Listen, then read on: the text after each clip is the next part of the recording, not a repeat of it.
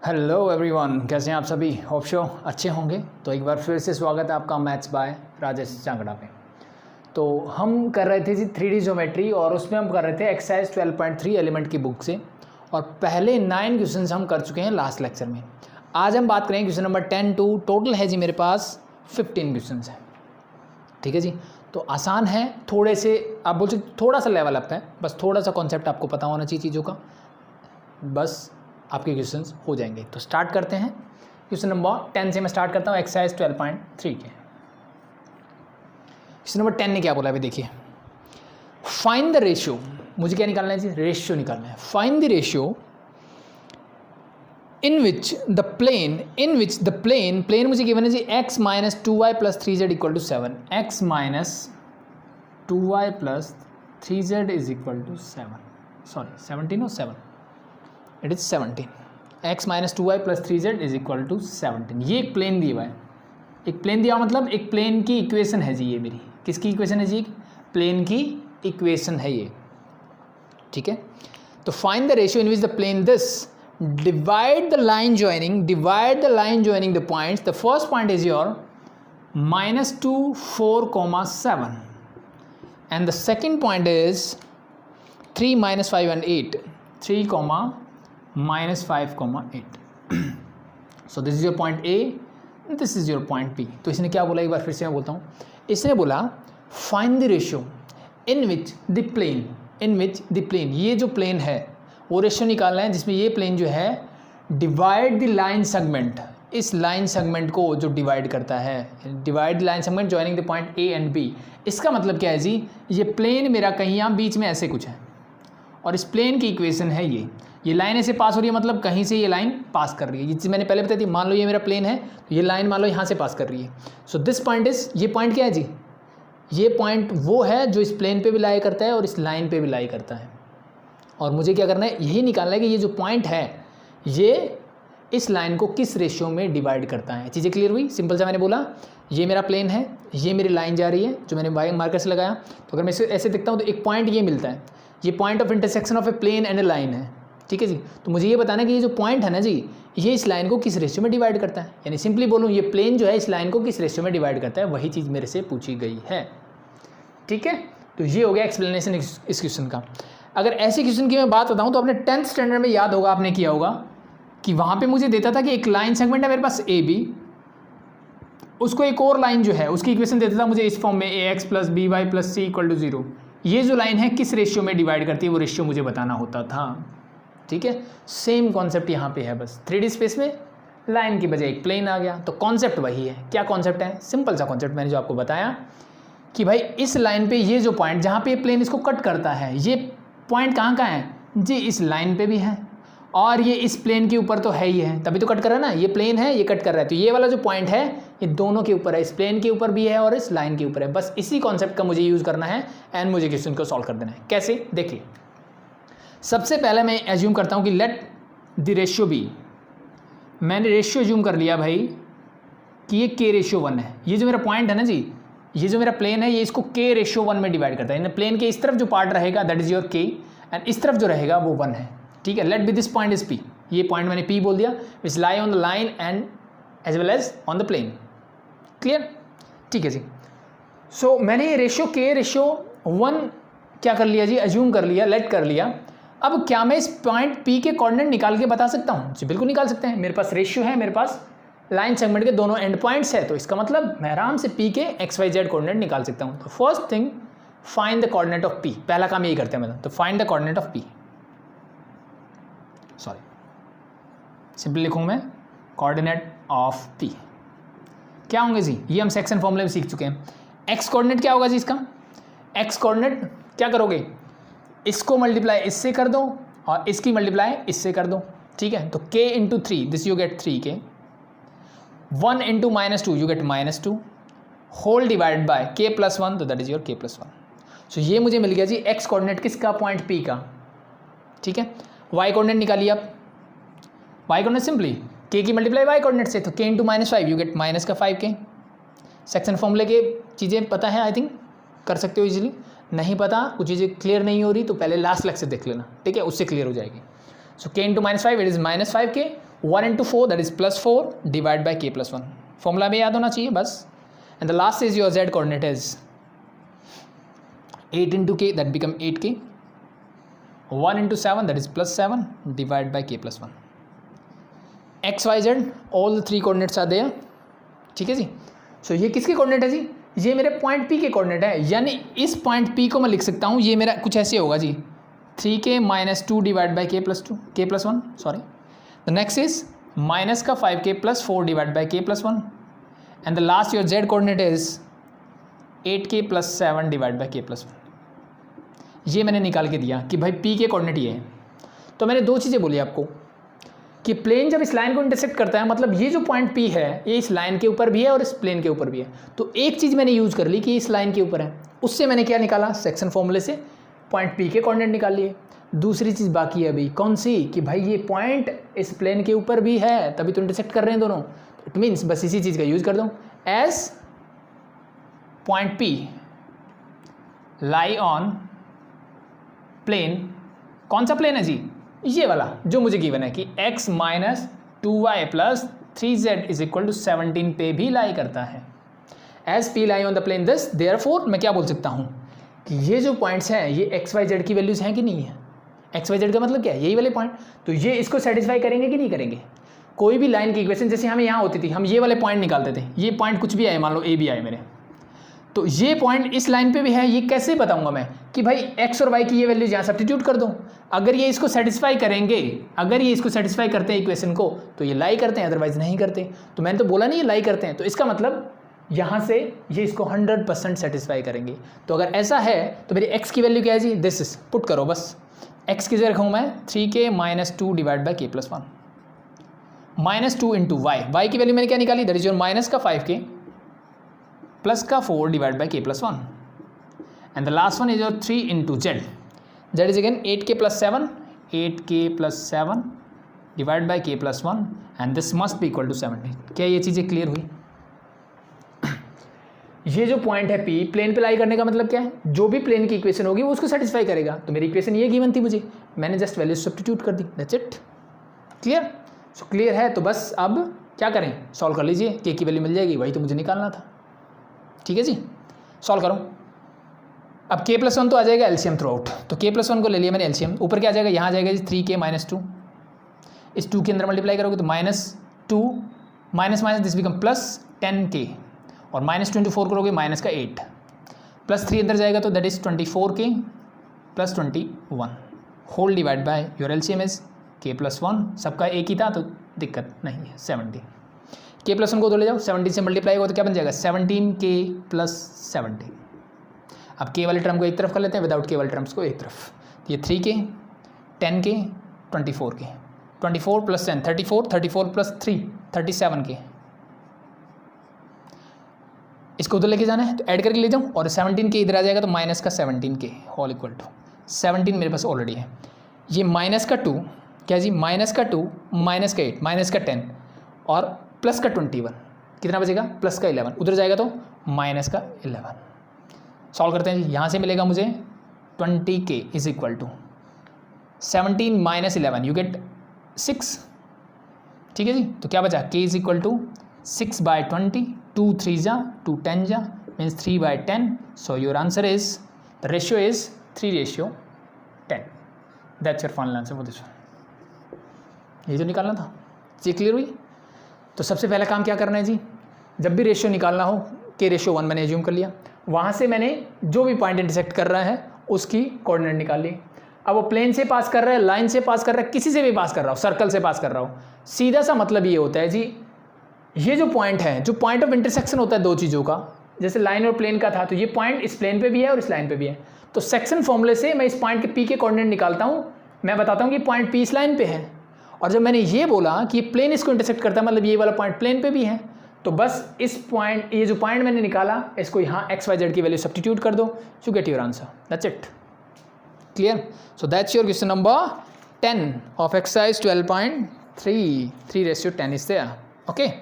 सो now question number 11 जो है as it is copy paste है भाई, तो आप खुद से ट्राई कर सकते हैं. इस क्वेश्चन को 2 बार देख लो, समझ में नहीं आया तो चीज़ें क्लियर हो जाएगी, बाकी कुछ नहीं है. मैंने एग्जांपल दिया 10th क्लास में हम ऐसा क्वेश्चन कर चुके हैं, जो ऑप्शनल एक्सरसाइज होती थी ना आपकी, ठीक है। आई थिंक उसका फर्स्ट क्वेश्चन यही था, ठीक है जी। क्वेश्चन नंबर 11 सेम है, find the ratio in which the line joining the points this and this is divided by the plane. Same concept है, बस थोड़ी सी लैंग्वेज चेंज करके बोला है उसने कि दो पॉइंट्स हैं, उनको लाइन जॉइन करने वाली लाइन को एक प्लेन जो है वो किस रेशियो में डिवाइड करना है वो निकालना है। तो सेम आप निकाल सकते हो। आई थिंक क्वेश्चन नंबर 11 नीचे आ जाएगा, आप खुद से ट्राई करेंगे, नहीं आता तो फिर आप कमेंट करेंगे, ठीक है। बाकी क्वेश्चन नंबर 10 आपने किया, समझा, तो आपको दिक्कत नहीं होगी। हटा दूं भाई, कोई दिक्कत? क्वेश्चन नंबर 10 मैंने करवा दिया, 11 आप करोगे खुद से। हम आगे बढ़ते हैं, दैट इज क्वेश्चन नंबर 12, ठीक है। तो आज हमारा 3D ज्योमेट्री टोटली कंप्लीट हो जाएगा, कुछ नहीं बचेगा इसमें।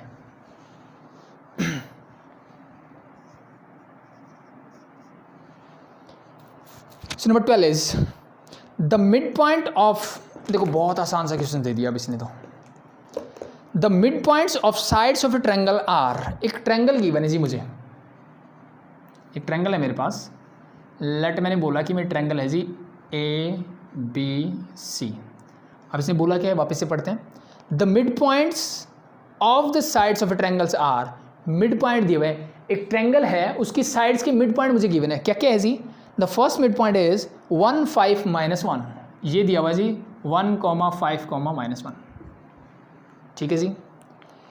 फिर इसने सेकंड पॉइंट दिया है 0 4 -2, 0 4 -2, and the last is 2 3 4. The midpoint of a sides of a triangles are this, this and this. इसने पूछा है find it vertex, मुझे इसके वर्टेक्स निकालने हैं जी, ABC निकालने हैं, ठीक है। तो लेट मैं इसके वर्टेक्स अज्यूम कर लेता हूँ कि ये क्या है x1, y1, z1, ठीक है। ये हो गया मान लो x2, y2, z2, and the last one is your x3, y3, z3, ठीक है। मैं तो चाहूँगा वीडियो को पॉज करो यहीं और ये क्वेश्चन खुद से ट्राई करो, इससे आसान क्वेश्चन नहीं मिलेगा, आपको आना चाहिए, ठीक है। पॉज करो, खुद से ट्राई करो, नहीं आता है तो आ जाओ, फिर हम कर लेते हैं। तो सबसे पहला काम मैंने किया कि let the vertex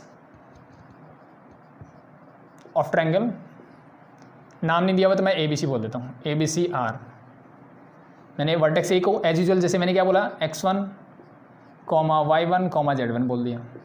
vertex B को मैंने बोल दिया जी x2, y2, z2, and the last one is vertex C को मैंने बोला x3, y3, z3। सबसे पहला काम मैंने ये किया। अब मुझे गिवन है इसके mid points, this point let be this is your point, चलो P इसको बोल देता हूँ Q एंड R, वो आपकी मर्जी, किसी को कुछ भी बोल दो कोई फर्क नहीं पड़ता। पॉइंट P, Q, R तीनों के वर्टेक्स मुझे गिवन है। तो अब मुझे मिड पॉइंट समझ में आते एक फॉर्मूला याद आना चाहिए कि मेरा मिड पॉइंट फॉर्मूला क्या होता था जी।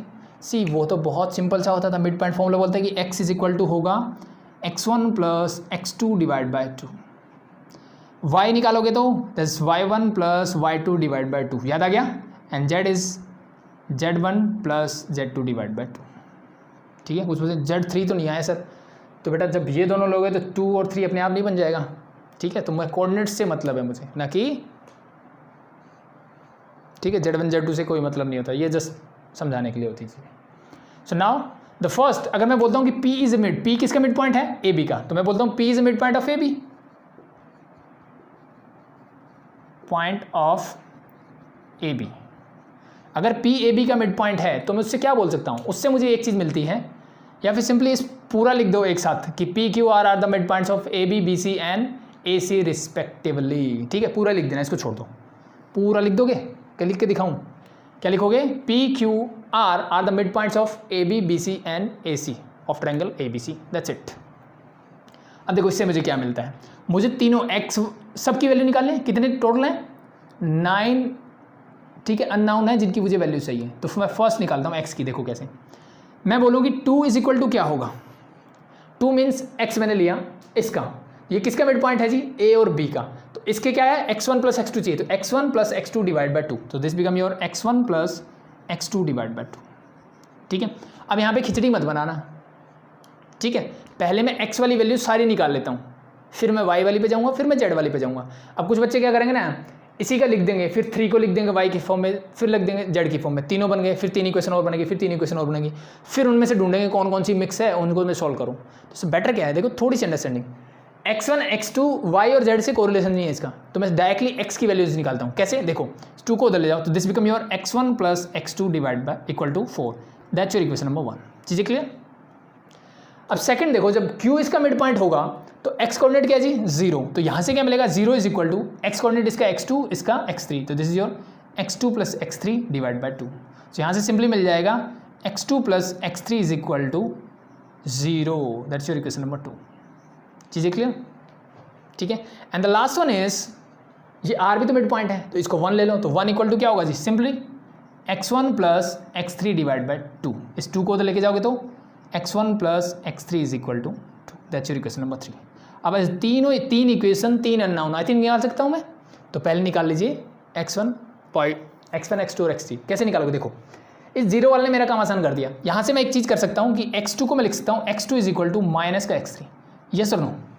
x2 को मैंने लिख दिया इक्वल टू माइनस x3, इसको मैं उधर ले गया सिर्फ। अब यहाँ से क्या करो आप, x2 या x3 किसी एक को एलिमिनेट कर दो। तो मैंने ये देखा, ये इक्वेशन है मेरी x1 और x2 में, ये इक्वेशन है x1 और x3 में, ठीक है जी। तो या तो x2 की जगह वैल्यू ये रख दो या फिर यहाँ पे चेंज कर दो, तो मैं ये वाली करता हूँ। तो ये करोगे तो क्या मिलेगा, x1 x2 को मैं लिख सकता हूँ माइनस का x3 इज इक्वल टू 4, ठीक है। ये वाली इक्वेशन यहाँ ले आओ, x1 plus x3 is equal to 2, ठीक है। 2 इक्वेशन इसको बनाने की बजाय आप इसको बना लेना और यहाँ लिख देना फ्रॉम इक्वेशन 2। अब इन दोनों को सॉल्व करो, ऐड करोगे, ये इससे कैंसिल आउट, क्या बचा 2x1 is equal to 6, means x1 की वैल्यू क्या आ गई 3, x1 की वैल्यू क्या आ गई 3।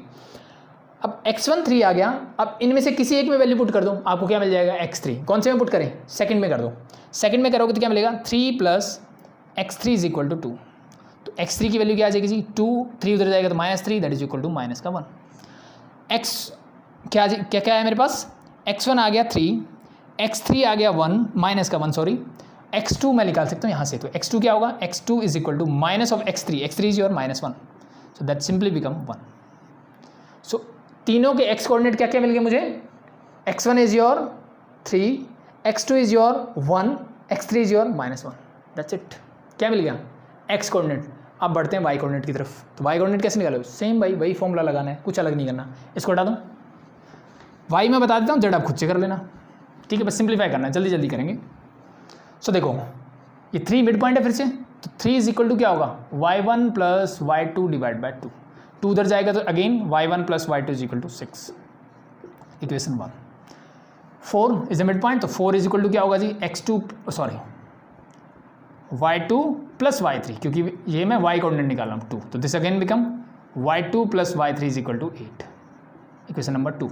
And the last one is 5, तो 5 to 10 डायरेक्ट लिख दूँ, तो ये है y1 plus y3 equal to क्या हो जाएगा y1 plus y3 is equal to 10। ये आपको डायरेक्ट लिखना भी आना चाहिए, दैट इज इक्वेशन नंबर 3, ठीक है जी। सो बार बार देखो 2 अल्टीमेटली इससे मल्टीप्लाई करना है, तो मिड पॉइंट को 2 से मल्टीप्लाई कर दो और इन कोऑर्डिनेट का सम इसके इक्वल लिख दो। तो ये 3 इक्वेशंस है। अब मेरे पास क्या है, कोई भी एक जीरो नहीं बना, तो कोई बात नहीं बनाता हूँ, कहीं से एक की किसी एक की वैल्यू निकालो, किसी भी इक्वेशन से। तो मान लो मैंने y1 से निकाला, y1 equal to 6 minus y2 बोल दिया मैंने, इसको इक्वेशन 1 बोलने की बजाय मैंने इसको बोल दिया, ठीक है। अब y1 की वैल्यू किसी एक इक्वेशन में पुट कर दो, ये y2 y3 में इक्वेशन छोड़ दिया, इसमें रख दो, इसमें रखोगे तो क्या मिलेगा 6 माइनस y2 प्लस का y3 इज इक्वल टू है मेरे पास 10। मैंने माइनस y2 और प्लस y3 यहीं रखा और 6 जब उधर जाएगा 10 माइनस 6 दैट इज बिकम 4। अब एक इक्वेशन ये है, एक इक्वेशन y2 और y3 में ये है, y2 plus y3 is equal to 8। Add करोगे ये कैंसिल आउट, क्या बचेगा 2y3 is equal to 12, y3 is equal to 6। अब y3 की वैल्यू किसी एक इक्वेशन में रख दो इन दोनों में से, यहाँ से मिल जाएगा y2 और y2 यहाँ रखोगे तो आपको मिल जाएगा y1, निकाल सकते हो। सेम एज इट इज आपको क्या निकालना है जी, z कोऑर्डिनेट भी आप निकाल सकते हो, इजी है, दैट्स इट, हो जाएगा। ये बहुत आसान था, आपको खुद से ही करना चाहिए था, बस कैलकुलेशन थोड़ी सी आसान है लेकिन लेंथी है। That's question number 12, last 3 questions. हाँ ये क्वेश्चन नंबर 13 देखो, ये अच्छा क्वेश्चन दे दिया। क्या बोला इसने,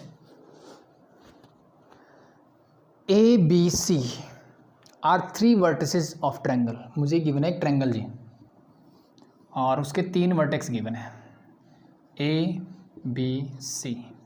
एक बोला इसने 5, 4, 6, बी बोला इसने 1, -1, -3 एंड सी बोला है 432। पहले तो ये मुझे गिवन है, ठीक है जी। उसके बाद the internal bisector of angle BAC। Angle BAC कौन सा है? BAC मतलब ये वाला एंगल। इंटरनल बाइसेक्टर मतलब इसके इंटरनल एंगल को बाइसेक्ट करने वाला इंटरनल बाइसेक्टर यही होगा, मतलब ये इसके इक्वल है। इसको बाइसेक्ट, दो इक्वल पार्ट्स में डिवाइड करने वाला एंगल को internal bisector of angle BAC meets BC in D, जो BC को D पे मिलता है। फाइंड AD, तो मुझे AD डिस्टेंस बताना है, क्या होगा, क्या निकालना है जी? मुझे AD डिस्टेंस निकालना है,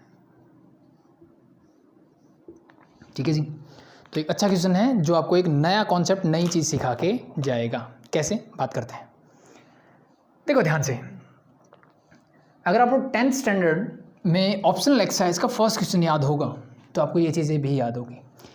एक वहाँ पे जो फर्स्ट क्वेश्चन करते थे वहाँ पे हम एक चीज़ प्रूव करते थे। सेम क्वेश्चन ऐसा ही होता था कि एक ट्रायंगल ABC है जी और AD जो है एंगल A को बाइसेक्ट करता है। तो मुझे प्रूव करना होता था कि AB डिवाइड बाय AC, यानी जिस दो लाइन से एंगल A बनता है उन लाइन का ratio is equal to BD divide by DC के इक्वल होगा। ये हमने प्रूव किया था वहाँ पे, ठीक है जी। ये क्या किया था हमने? प्रूव किया था कि ऐसा होता है, ठीक है, और ऐसा बिल्कुल होता है। और इस थ्योरम को हम क्या बोलते हैं? इसको हम बोलते हैं जी एंगल बाइसेक्टर थ्योरम। क्या बोलते हैं जी? Angle bisector theorem. चीज़ें क्लियर? ये क्या होती है? मेरी एंगल बाइसेक्टर थ्योरम होती है। इसका मतलब क्या है? इसका मतलब ये है जी कि कोई भी एक ट्रायंगल हो, उसका अगर मैं इंटरनल बाइसेक्टर ड्रॉ करता हूँ तो जो सामने वाली साइड को वो जो एंड बाइसेक्टर है जिस रेशियो में डिवाइड करता है, ये मेरा इन दोनों का डिस्टेंस का रेशियो जो होगा, जिस रेशियो में डिवाइड करेगा वो रेशियो किसके इक्वल होगा? वो इक्वल होगा जिस दो साइड से ये एंगल बनता है उनके रेशियो के इक्वल होगा। That's it. चीज़ें क्लियर? चीज़ें क्लियर? यानी मैं सिंपली क्या बोला, एंगल ए से बनता है AB और AC, तो इनका जो रेशियो होगा वही इसका BD और DC का रेशियो होगा। तो बस ये एक नया कॉन्सेप्ट है, एंगल बाइसेक्टर थ्योरम है, जो मुझे पता होनी चाहिए। प्रूव कहाँ कर चुके हैं हम? 10th स्टैंडर्ड में प्रूव कर चुके हैं ऑप्शनल एक्सरसाइज में, ठीक है जी। तो बस ये कॉन्सेप्ट पता है तो अब मेरे लिए चीज़ें बहुत आसान है।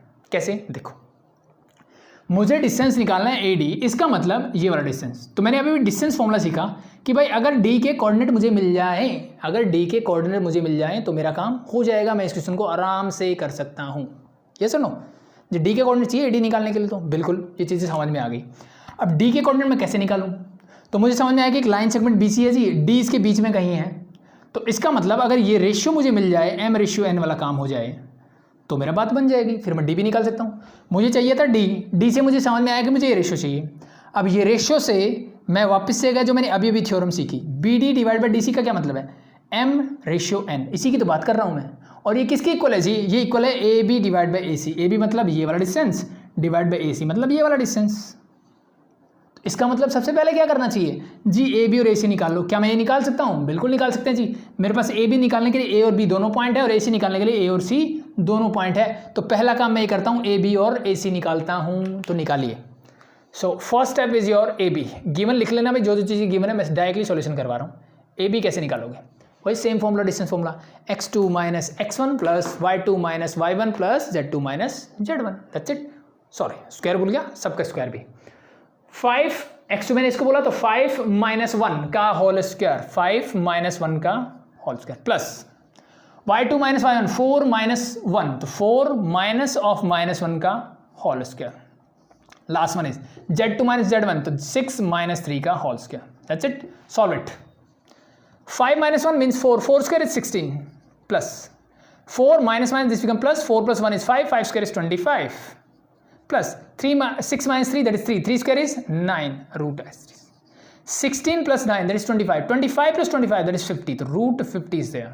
root 50 means 25 into 2, root 50 को लिख सकता हूँ मैं root of 25 into 2, 25 का रूट होता है जी 5, बाहर आ गया, root 2 अंदर बच गया क्योंकि नहीं निकल रहा है, that's units. डिस्टेंस है तो मैंने इसको लिख दिया यूनिट्स में। That's it. तो सेम एज इट इज। अब मैं निकालता हूँ जी AC। क्या निकाल रहा हूँ जी? AC निकाल रहा हूँ। तो AC सिंपली ये दोनों पॉइंट लेने हैं, तो 5 माइनस 4 x2 माइनस x1 करो फटाफट से, क्या आएगा? 5 माइनस 4 का whole square plus y2 minus y1 तो 4 माइनस 3 का whole square, last one is z2 minus z1 that is your 6 minus 2 का whole square. 5 minus 4 is 1, 1 square is 1, 4 minus 3 is 1, 1 square is 1, 6 minus 2 is 4, 4 square is 16, 16 plus 1 that is your root of 18, root of 18 means 9 into 2, 9 into 2 मतलब 9 का root 3 root 2 और साथ में लिख देना units, that's it. तो पहला काम मेरा हो गया कि मैंने ए बी और ए सी डिस्टेंस निकाल लिया। इसका फ़ायदा क्या है? इसका फ़ायदा यही है जी, बाय यूजिंग क्या जी, एंगल बाइसेक्टर थ्योरम। मैं क्या निकाल लूँगा? मैं यहाँ से निकाल लूँगा B D divide by D C. ये किसके इक्वल है जी? A B divide by A C के। ये किसके इक्वल है जी? ए बी मैंने निकाला 5 रूट 2 जी और ए सी मैंने निकाला 3 रूट 2 जी। रूट 2 से रूट 2 कैंसिल आउट, मेरे पास बचा जी 5/3। इसका मतलब B D ratio D C is equal to 5/3। यानी अगर बी डी 5 है, एम अगर 5 है तो एन क्या हो जाएगा? 3 हो जाएगा। That's it. नेक्स्ट स्टेप मिल गया। क्या निकाल लिया जी? मैंने पॉइंट डी बी सी को जिस रेशियो में डिवाइड करता है वो निकाल लिया। मेरे पास बी के कोऑर्डिनेट है, सी के कोऑर्डिनेट है, क्या डी के निकाल सकता हूँ? जी बिल्कुल निकाल सकते हैं। तो अब अगला काम होगा, मैं डी के कोऑर्डिनेट निकालता हूँ। चीज़ें यहाँ तक क्लियर? That's it. सो देखिए, अब डी के कोऑर्डिनेट निकालो सिंपली। अगर मैं इसको बोलता हूँ ये मेरा X Y Z, let the coordinate of D is X Y Z, so X is equal to क्या होगा? सेक्शन फॉर्मूला क्या बोलता है जी? 5 की मल्टीप्लाई 4 से, 3 की मल्टीप्लाई 1 से, एक्स वाले कोऑर्डिनेट से कर दो। 5 into 4 20, 3 into 1 3 divided by 5 plus 3 तो दैट इज 23 डिवाइड बाई 8। पहला कोऑर्डिनेट आ गया। वाई कोऑर्डिनेट निकालिए जी। 5 की मल्टीप्लाई वाई वाले से तो 15, 3 की मल्टीप्लाई -3 से -1 से सॉरी तो -3 divide by 5 plus 3 as it is, so this become your 12/8। 4 3 जा 4 2 जा, दिस बिकम योर 3/2। ठीक है जी। तो y कोऑर्डिनेट आ गया 3/2। Last is your z coordinate. 5 की मल्टीप्लाई 2 से 10, 3 की मल्टीप्लाई 3 से 9 divide by 5 plus 3 that is 8, 19/8 इससे। So coordinate of point D is 23/8, 3/2 and 19/8। ठीक है, इसको भी 12/8 रखोगे तो ज़्यादा बेटर है, कैलकुलेशन में ईजी रहेगा। सो ये कोऑर्डिनेट मिल गया डी के। निकालना क्या है? A D. तो पॉइंट ए भी है, डी भी है, डिस्टेंस फॉर्मूला लगा दो, आपका काम हो गया। करके दिखाऊं कि कर लोगे? चलो फटाफट से कर लेते हैं। सो बस निकालते हैं ए डी, ईजी। बस एक नया कॉन्सेप्ट था जो आपको सीखना था। तो distance A D is x2 minus x1। तो चलो मैंने x2 उसी को बोला, तो 5 माइनस x कोऑर्डिनेट इज 23/8। इसका करना है जी whole square, x2 minus x1 whole square plus y2 that is 4 minus 3/2 whole square and the last one is 6 minus 19/8 whole square.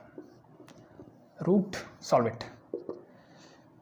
LCM लोगे 8 आएगा, 8 5 40, 40 माइनस 23 दैट इज 17/8 का whole square plus 8 minus 3 that is ये बचेगा मेरे पास 5/2 का whole square, sorry 8 minus 3 that is 5। हाँ ठीक है भाई। 6 8 जा 48, 48 माइनस 19 करना है जी। तो 48 में से 18 अगर मैं माइनस कर दूँ तो कितना बचेगा? 30। मुझे 19 करता है 29, तो 29 डिवाइड बाय 8 का whole square, whole root is there.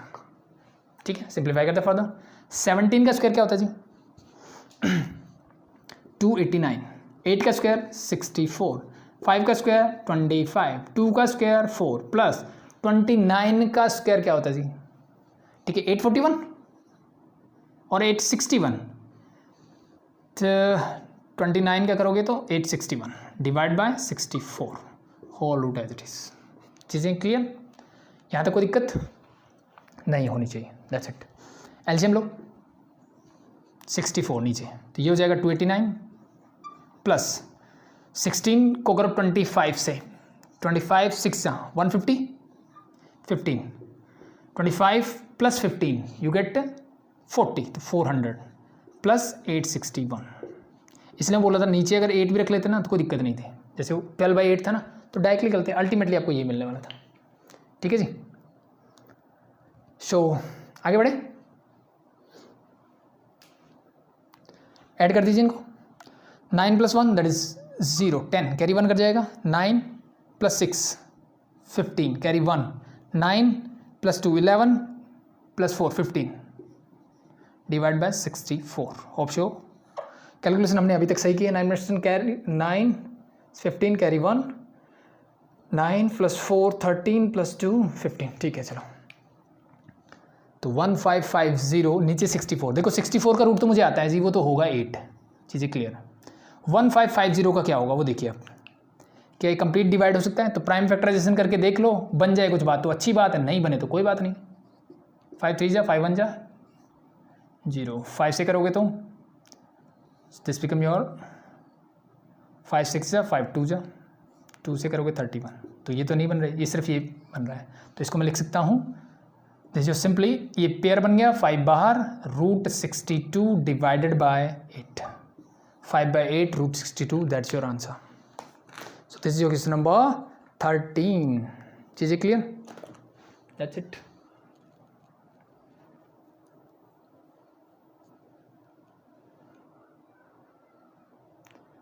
Calculation ठीक है हमारी भाई?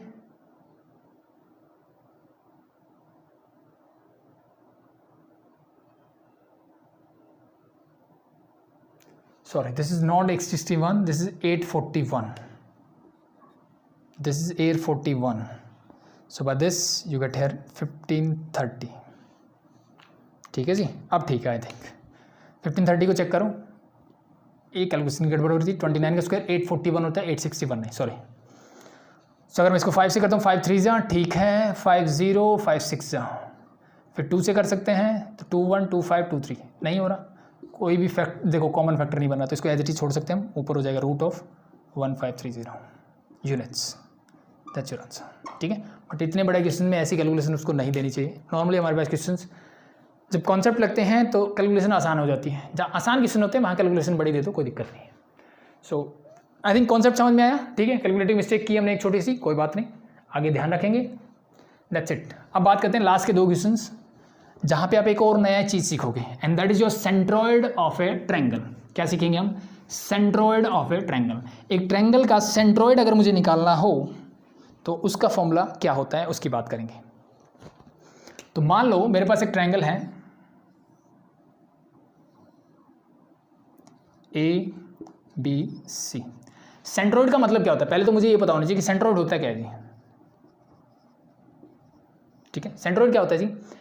अगर मैं किसी ट्रायंगल में मीडियन समझते हो, ऑपोजिट वर्टेक्स से एक लाइन जो कि अपोजिट लाइन के मिड पॉइंट को ज्वाइन करती है, मतलब इसको 2 इक्वल पार्ट्स में डिवाइड करते हैं, उसको बोलते हैं मीडियन। ऐसे मैंने तीनों वर्टेक्स से अगर मीडियन ड्रॉ किए, वो एक पॉइंट पे इंटरसेक्ट करेंगे और उस पॉइंट को हम बोलते हैं सेंट्रोइड। उसको हम क्या बोलते हैं? Point of intersection of medians of a triangle is called centroid of that triangle. उसको क्या बोलते हैं? सेंट्रोइड बोलते हैं। इसकी खास बात ये होती है जी, सेंट्रोइड जो होता है ना, मीडियन को 2:1 में डिवाइड करता है। क्या डिवाइड करता है जी? 2:1 में डिवाइड करता है। ठीक है, और बहुत सारी प्रॉपर्टीज होती हैं इसकी, लेकिन वो बाद में बात करेंगे हम, वो स्पेशल जब सेंट्रोइड पे होगा तब बात करेंगे। अभी आई थिंक इसकी ज़रूरत नहीं है, जस्ट मैंने आपको बता दिया कि सेंट्रोइड होता क्या है। यहाँ मुझे क्या ज़रूरत है उसकी बात करते हैं हम। देखिए, अगर मुझे इस ट्रायंगल के vertex given, let be it is x1 y1 z1 and this is your x2, y2, z2, ये कोऑर्डिनेट मुझे गिवन है, and vertex C is your x3, y3, z3, और मुझे निकालना है सेंट्रोइड, यानी इसके कोऑर्डिनेट मान लो मैंने मान लिए x y z, ये निकालने हैं। सो हमारे पास एक बहुत सिंपल सा फॉर्मूला होता है, and that is your x coordinate का फॉर्मूला होगा जी x1 + x2 + x3 divide by 3। y coordinate निकालना हो तो very simple, y1 + y2 + y3 divide by 3। Same as it is z निकालना हो तो कुछ नहीं जी, z1 + z2 + z3 divide by 3, that's it. ठीक है, तो किसी भी ट्रायंगल का सेंट्रोइड निकालने का फॉर्मूला बहुत ही आसान है। ठीक है, निकालें, फिर निकालिए। तो क्वेश्चन नंबर 14 एंड 15 इसी पे बेस्ड है। सो देखिए आप क्वेश्चन नंबर 14 पहले, find the centroid of a triangle whose vertex are. एक ट्रायंगल का सेंट्रोइड निकालना है मुझे, एक ट्रायंगल का सेंट्रोइड निकालना है जी मुझे। उसके वर्टेक्स मुझे गिवन है 3 6 5, next is 6 2 7 and the last one is yours 3 1 9। इसका मुझे क्या निकालना है जी? सेंट्रोइड के वर्टेक्स निकालने हैं। सेम x कैसे निकालोगे जी? सिर्फ x के कोऑर्डिनेट ऐड कर दो, 3 + 6 + 3, 3 + 6 + 3 डिवाइड बाय 3, ऐड कीजिए जी, 12 divide by 3 means that is equal to 4। y coordinate निकालोगे, सिर्फ y के वर्टेक्स, y के कोऑर्डिनेट को ऐड कीजिए 6 + 2 6 + 2 + 1 डिवाइड बाई 3 क्या आ गया जी 9/3 means that is equal to 3। z coordinate बोलिए मेरे से तो 5 + 7 + 9 डिवाइड बाई 3 ठीक है जी 12 + 9 इज 21 21/3 इज 7 तो coordinate of the centroid is 4, 3, 7 that's your answer. ठीक है जी बच्चों वाला क्वेश्चन था चलो ठीक है नेक्स्ट करें क्वेश्चन नंबर 15 और देख लीजिए उसके बाद आज यानी 3D हमारा हो जाएगा कंप्लीट +1 के हिसाब से। The centroid of a triangle whose vertices are 1, 5, -2 the centroid of a triangle whose vertices are the first vertex is 1, 5, -2 and 3 to 7 and 3, 2, 7 is तो ध्यान से पढ़ने वाली बात क्या है the centroid of a triangle एक ट्रायंगल का centroid whose vertices are this and this is दे दिया मतलब आप सेंट्रोइड बोल रहा है इज -1, 2, 3 तो सेंट्रोइड मुझे गिवन है -1, 2, 3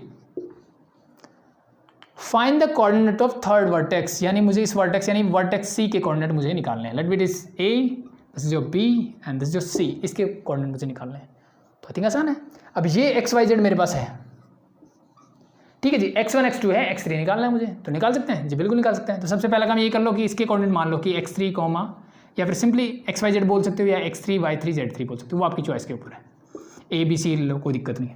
तो मैंने इसके वर्टेक्स मान ली है जस्ट फॉर्मूले में पुट कर दो बस सो फाइंड आउट करो ये x मुझे कितना गिवन है जी ये -1 है इज इक्वल टू x1 क्या है जी 1 है प्लस x2 क्या है जी 3 है x3 निकालना है डिवाइड बाय 3 उधर जाएगा तो -3 3 + 1 4 उधर जाएगा तो -4 इज इक्वल टू x3 तो x3 वैल्यू आ गई जी -7 x कोऑर्डिनेट मिल गया।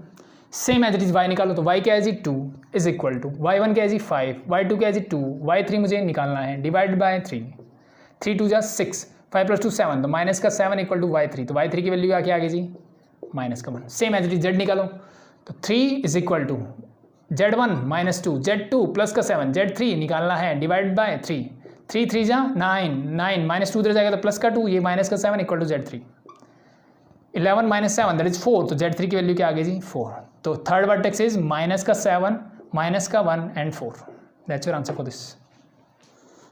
ठीक है जी तो आई थिंक बहुत आसान था क्वेश्चन